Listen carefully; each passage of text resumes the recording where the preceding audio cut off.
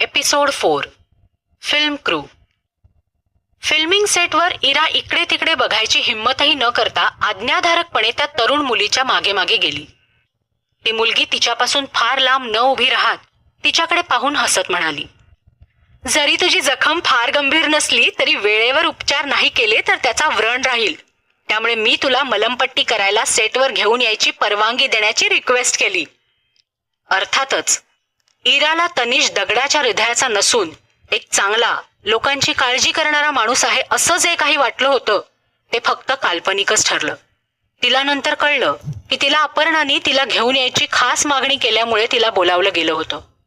Thank you miss Rajan. Irani चटकन तिचे सगळे विचार सारून अपर्णाकडे पाहून हसली आणि तिचे आभार मानले. नो वरीज, एका मैत्रिणीनं जे केलं असतं तेच मी करतेय. तू पटकन ब्रेक रूम मध्ये जा बरं, तिथे फर्स्ट एड किट आहे. इरा चालत तिथनं लांब निघून गेल्यावरही अपर्णा त्याच जागी उभी राहून तिला बघत राहिली. तिला तनिषनं कसं एका क्रू मेंबरला इराच्या जखमेची तपासणी करायला आत घेऊन यायला सांगितलं होतं ते आठवलं. ती ज्या खोल विचारात बुडली होती ते तिच्या डोळ्यात सुद्धा दिसत होतं. तनिष खानविलकर कायमच अलिप्त राहायचा. त्याला कशातही इंटरेस्ट नसायचा. त्याला कधीपासून एका साध्या रिपोर्टरची एवढी काळजी वाटायला लागली? इराला एका ट्रेलरमध्ये असलेल्या ब्रेकरूम मध्ये आणलं गेलं. त्या मुलीचं आयत्या वेळी काहीतरी अर्जंट काम निघालं आणि ती निघून गेली.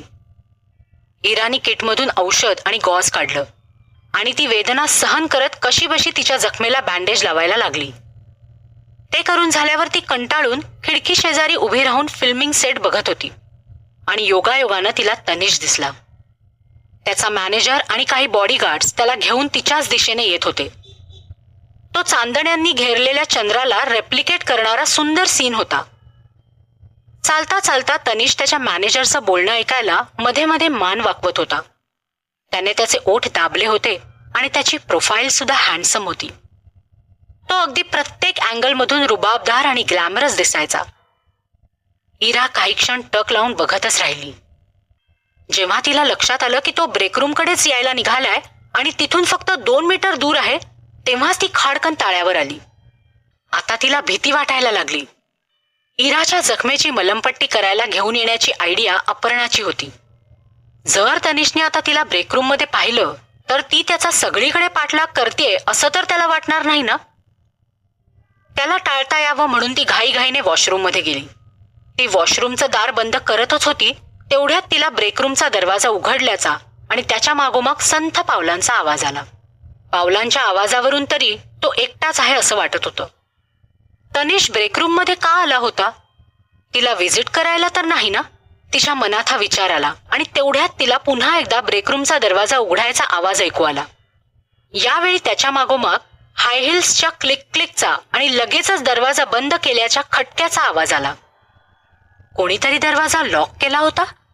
तनिष खानविलकर आणि एक बाई जिथे त्यांना गॉसिप बद्दल काळजी करावी लागणार नाही अशा बंद दरवाजाच्या मागे होते.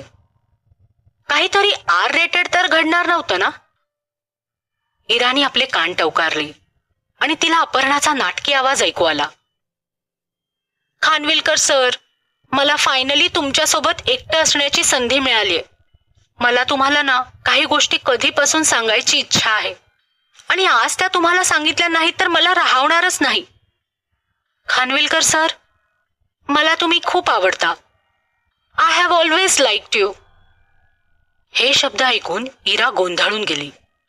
या दोघांनी लपून छपून ब्रेकरूम मध्ये येण्यासाठी एवढे कष्ट घेतले होते आणि तेही फक्त एका कन्फेशनसाठी. त्यांचं तर आधीपासून छुपं अफेअर चालू होतं ना. न राहून ती थोडं पुढे गेली आणि वॉशरूमचा दरवाजा थोडा उघडून तिने त्या फटीतून बाहेर नजर टाकली. अपर्णा रूम मध्ये उभी होती आणि तनिष आरामात सोफ्यावर बसला होता. नेहमीप्रमाणे त्याचा चेहरा निर्विकार होता. मात्र त्याचे बर्फासारखे थंड डोळे इरावर पडणारच होते तेवढ्यात इरा सटपटली आणि तिने थरथरत्या हाताने खट करून दरवाजा लावून घेतला. लगेचच तिला अपर्णाचा सावध झालेला आवाज आला. कोण आहे तिकडे? इराची स्वतःचेच हात कापून घ्यायची इच्छा झाली. पण तनिषच्या डोळ्यांकडे बघून असं वाटत होतं की बाथरूम मध्ये कोणीतरी आहे याची त्याला आधीच कल्पना होती. कोण आहे वॉशरूम मध्ये? अपर्णाने तिचं वाक्य संपवताच इराने हळूच दार उघडलं आणि बाहेर पाऊल ठेवलं. आपण हवेतच विरून गेलो तर किती बरं होईल असं तिला वाटत होतं. ती अवघडून जाऊन म्हणाली, मिस राजन, मिस्टर खानविलकर, मी जाते आता. तुमचं जे काही असेल ते चालू द्या. तिथेच थांब, अपर्णाने तिला रोखत विचारलं.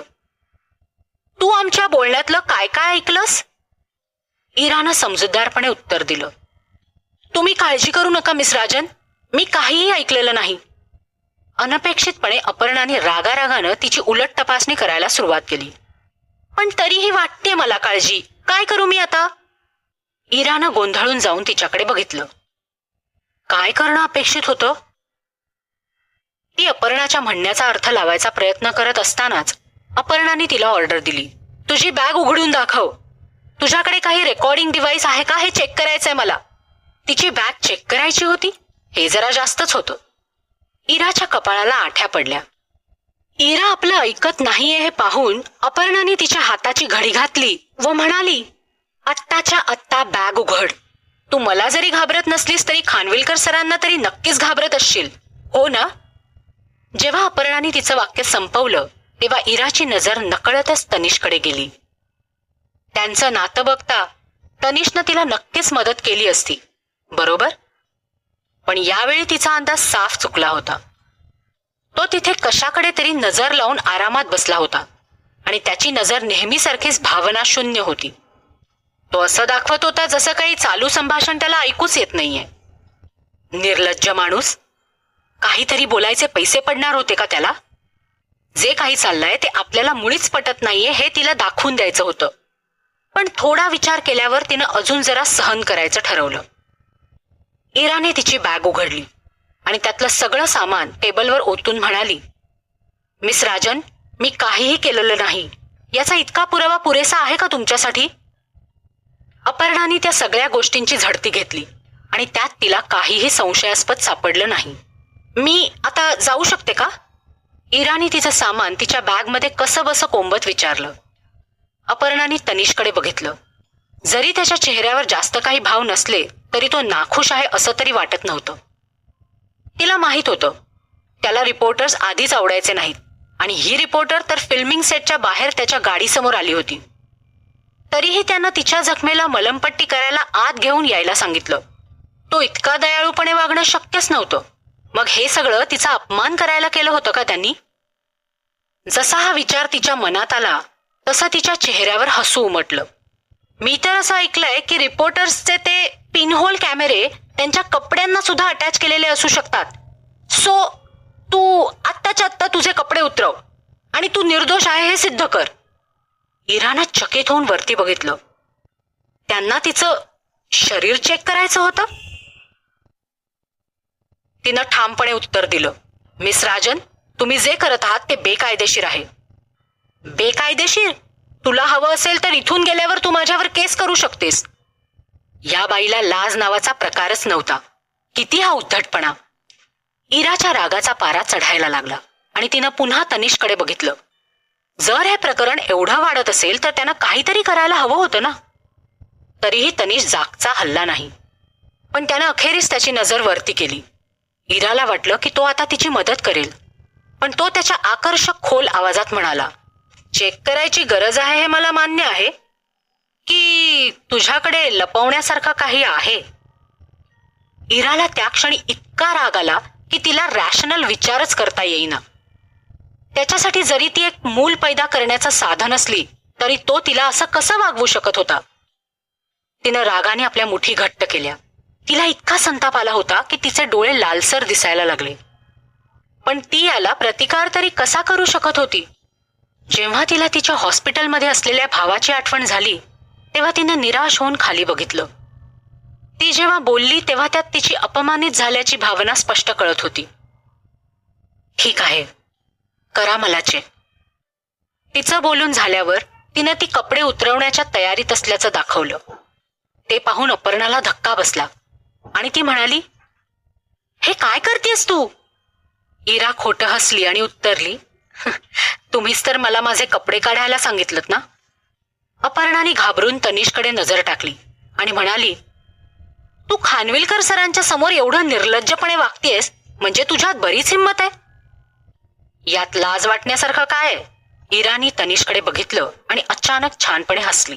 तुमच्या तनिष सरांनी आधीच सगळं पाहिलंय. हो ना? तिचे शब्द टोचणारे होते. अपर्णाला आश्चर्याचा धक्का बसला. काय म्हणायचंय काय तुला?